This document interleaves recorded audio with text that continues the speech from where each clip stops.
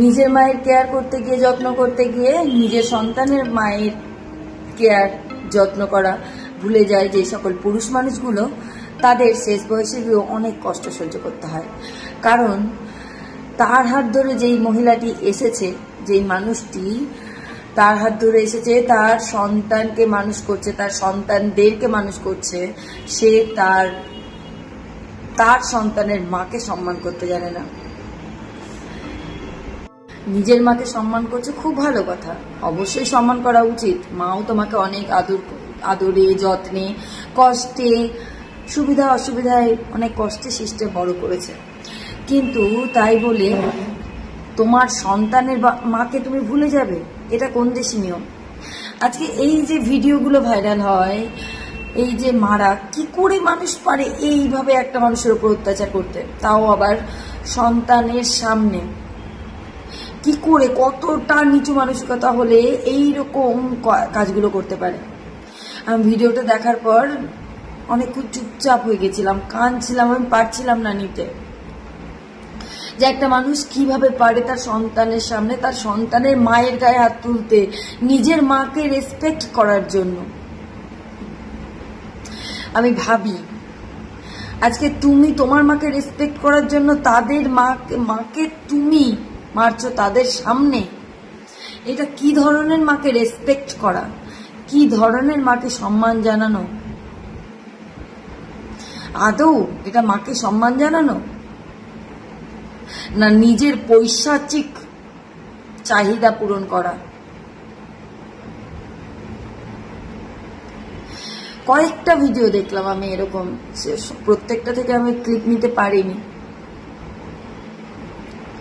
খুব বাজে, জঘন্য লাগে যখন কোনো পুরুষ, আসলে পুরুষ না, এটা তো কাপুরুষ, সেই জন্যই তো ওই দুর্বল মেয়েটার ওপরে হাত তোলে।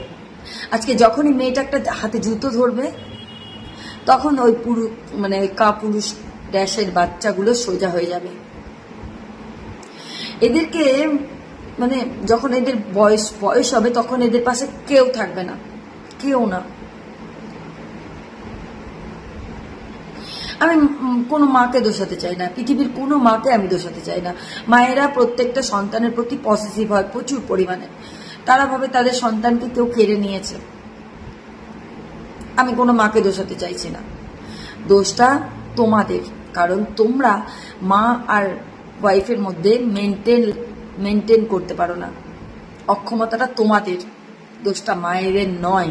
মাটা তো অনেক কষ্টে অনেক কিছু স্যাক্রিফাইস করে, আজকে আমি যেমন আমার সন্তানকে বড় করছি, তেমনি প্রত্যেকটা মাই অনেক কষ্টে অনেক কিছু স্যাক্রিফাইস করে তার সন্তানকে বড় করে।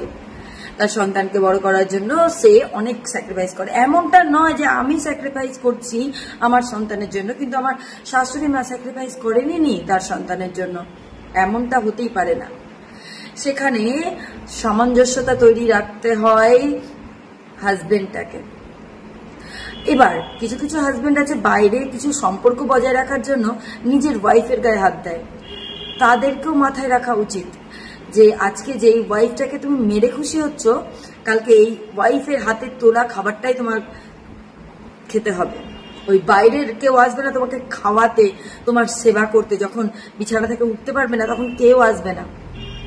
প্রত্যেকটা সমাজে দেখতে পারবে, প্রত্যেকটা পুরুষ মানুষ যারা ঘরের খেয়াল না করে বাইরের দিকে মন পুষাতে চলে যায়, তারা শেষ বয়সে প্রচুর কষ্ট পায়। তাদের শেষ বয়সে কষ্ট পাওয়ার কারণই হচ্ছে ওই বাইরের ছুকছুকানিগুলো। সত্যি, বিশ্বাস করো, না বিশ্বাস করলে দেখতে পারো, আশেপাশে দেখলেই হাতে নাতে প্রমাণ পেয়ে যাবে। তাই আমি কি বলবো, হে পুরুষ, সাবধান হয়ে যাও, নিজের স্বভাবটা ঠিক করো। নমস্কার।